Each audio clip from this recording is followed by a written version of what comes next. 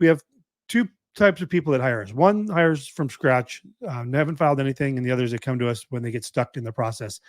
A lot of these cases we take over, they've been going on for 6 months, a year, 2 years, 5 years. And they just, on again, off again. It's not, 5 years of them trying to hammer the way through the divorce process, but it gets frustrating. So they'll kind of give up for like 6 months, and then they'll go back at it, get another rejection. Then they'll get frustrated and stop working their file, their divorce. So I want to ask you, how much is your time worth? This guy that hired me on Sunday, they're done. Today's Monday. Their case is filed. Their settlement agreement is electronically notarized, and their judgment documents are e-signed. Now, 30 days from now, I can submit their judgment for review and approval, and I'll have that approval probably the same day as well. It'll be like January, I think it's January 6th, we can e-file, and they'll be approved, and they're done.